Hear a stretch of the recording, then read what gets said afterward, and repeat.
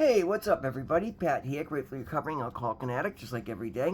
Guys, please don't forget to subscribe, leave the video a like, drop me a comment, and by all means, share with anybody you think might get something out of it.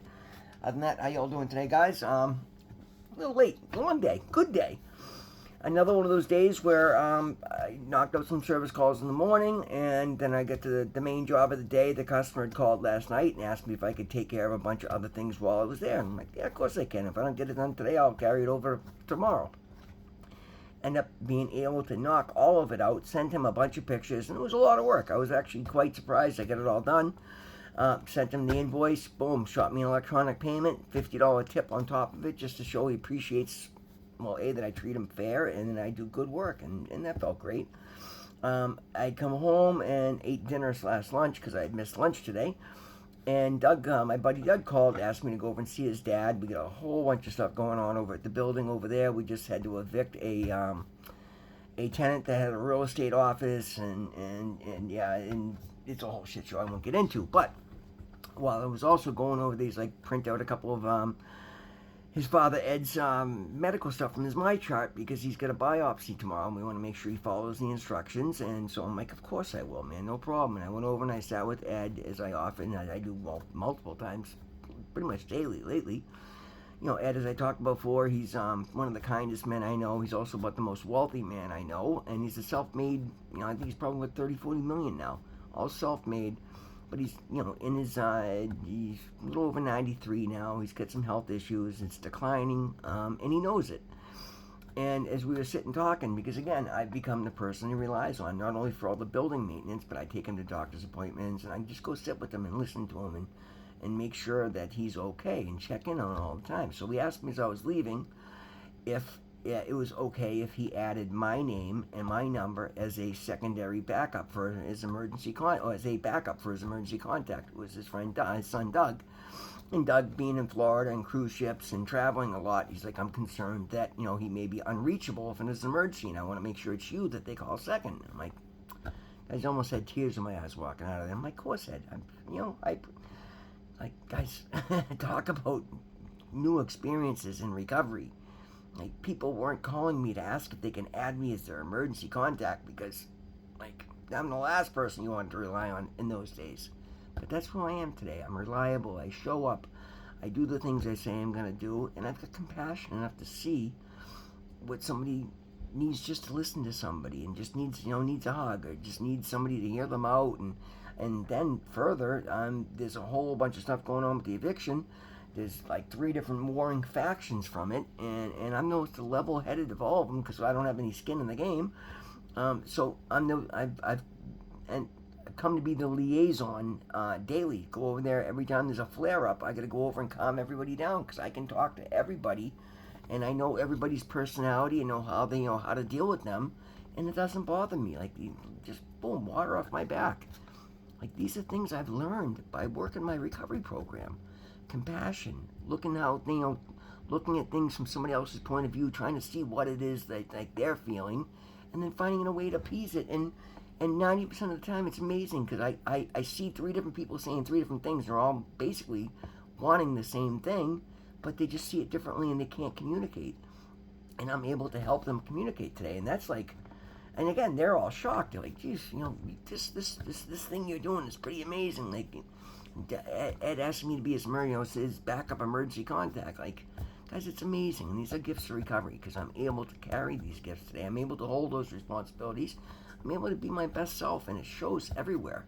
I get it from my nurses. Like, I was talking to my recovery advisor today. I talked to my therapist today. Same thing. Boom. Like, and again, I'm not trying to say it's me, but you know what? I have the confidence to be myself today, and that's who I am. I'm an excellent example of what's possible in recovery today, and I'll leave it at that. And it's just beautiful. But I only am because I'm listening to God. I'm listening to my sponsor. I'm listening to other addicts in recovery, and I'm applying these principles in all of my affairs. You hear me say these things a lot, guys, because they're that important, or at least they've made that much of a difference in my life.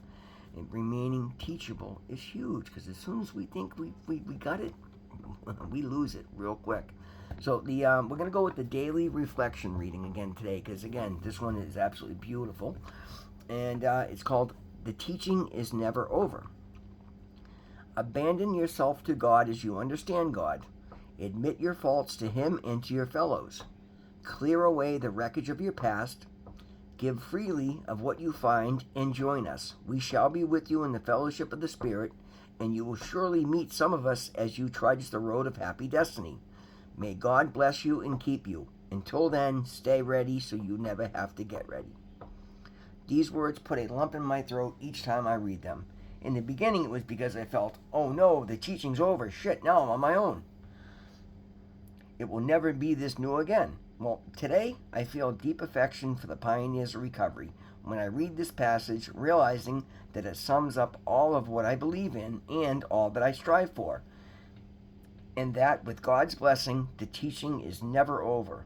I'm never on my own, and that every day is brand new. And guys, that's absolutely, talk about a statement that brings hope to you. And that's the thing, guys, that reading, just like that guy's saying in that second paragraph, it's exactly how I felt when I read the first paragraph. I'm like, oh my God, that just sums up like everything I feel.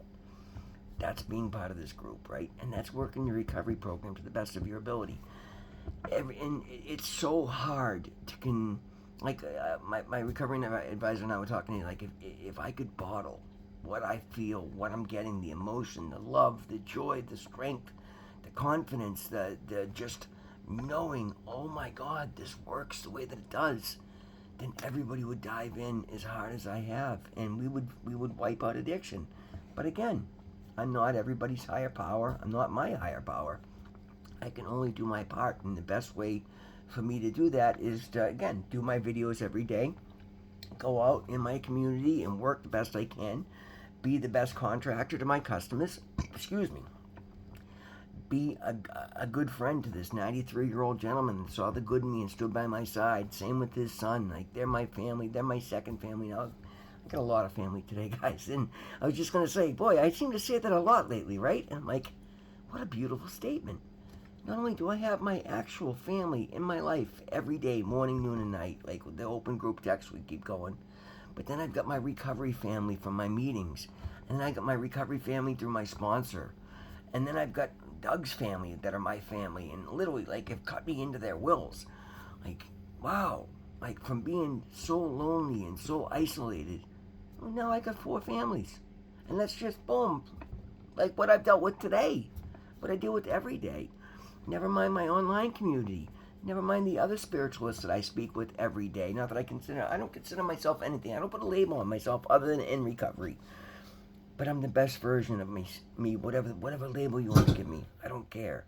I only concern what God wants to call me, and I'm hoping He's calling me His son. A faithful, grateful son of God, right? And that's beautiful. I don't care. I mean, I don't know. I'm getting tripped in my words, but guys, without me going into some big weird fest here, recovery is done. All these things for me, guys. When I look, like, and again, today was one of those days. Thursdays are often that day because I have a lot of meetings today.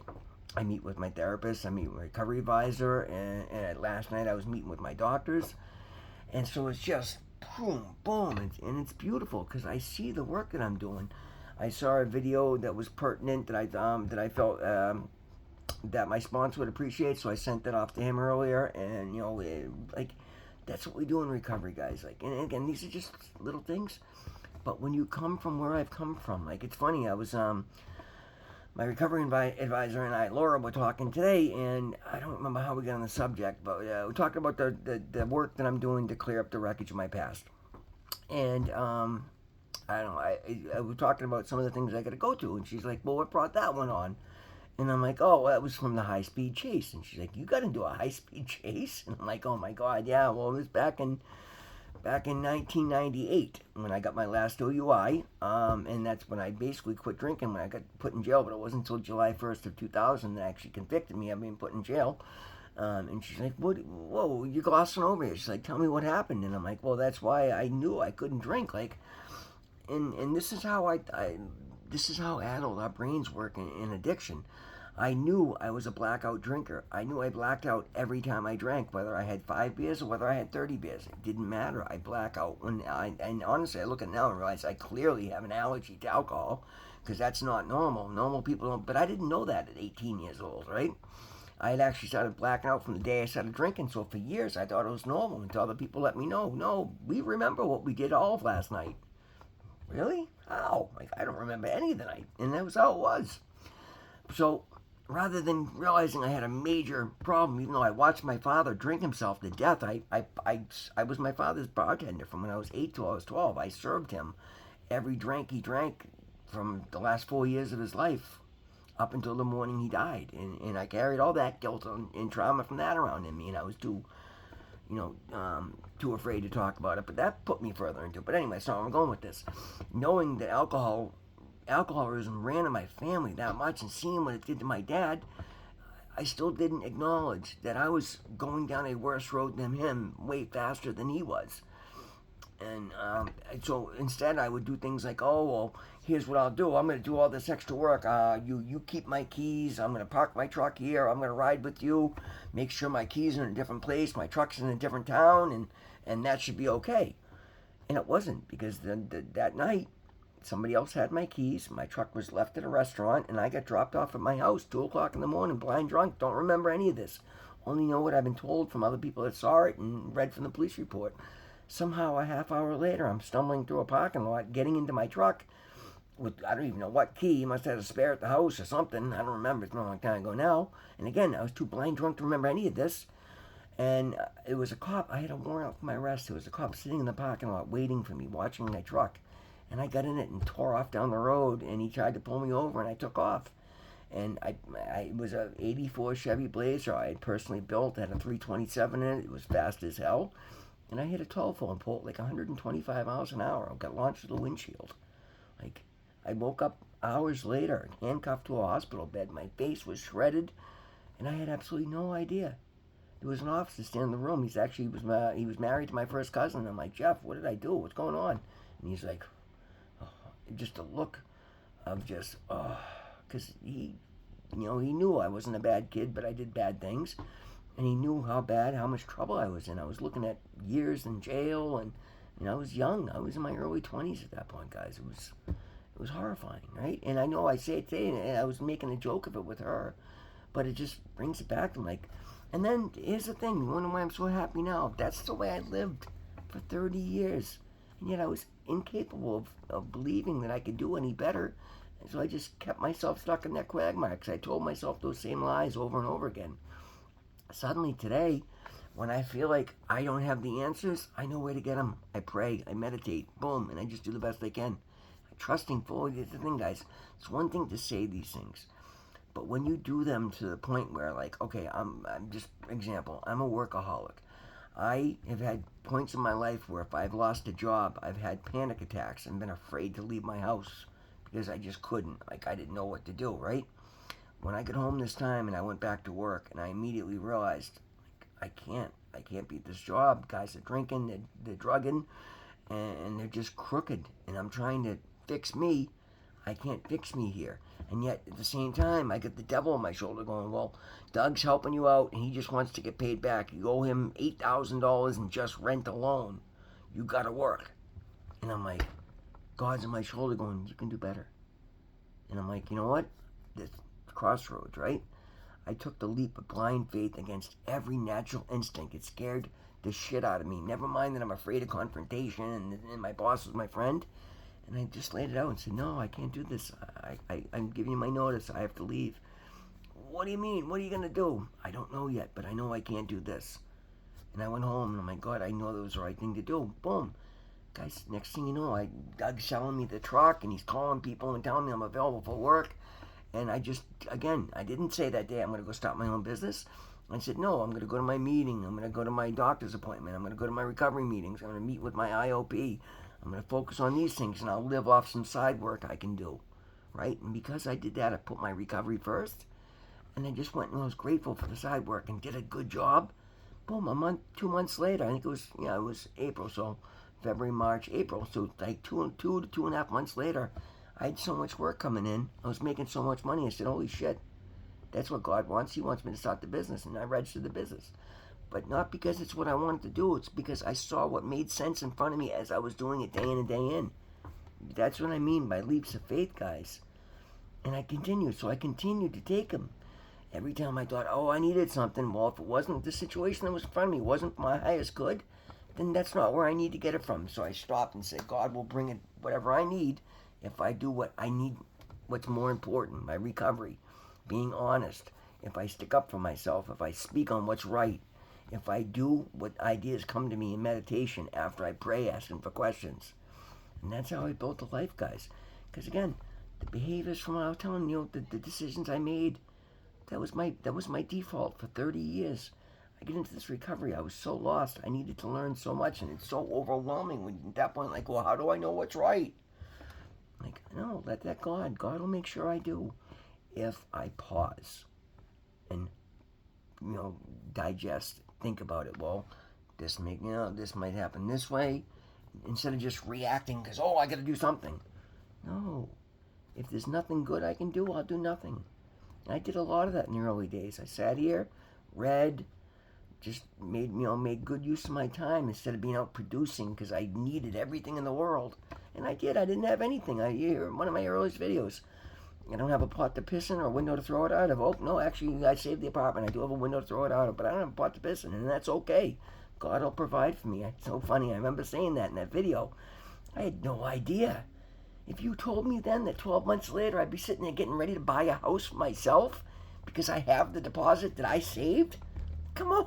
I would have no. What did I hit the lottery? That's the only way I could have. No. God showed me I have marketable skills, and I went out and marketed them in a kind, compassionate way. I made that my niche, being kind, the honest contractor, the one not trying to gouge anybody. Guys, it's worked amazingly well because I remain teachable and I trust in God. I follow the program. I apply these principles in all of my affairs. As long as I keep doing it, I'm unstoppable. And I like saying that today. I love that I hear over and over and over again. Everybody gets so excited when they know they have an appointment with me because I'm going to uplift them. Right? I don't say that cocky anymore. I understand that I have something exceptional to offer. So I bring it to bear everywhere I can. And I reap the benefits of it. Why wouldn't I? Guys, that's a video for today. Thank you so much for being here with me. Always remember, God loves you. I love you. We'll see you in the next one.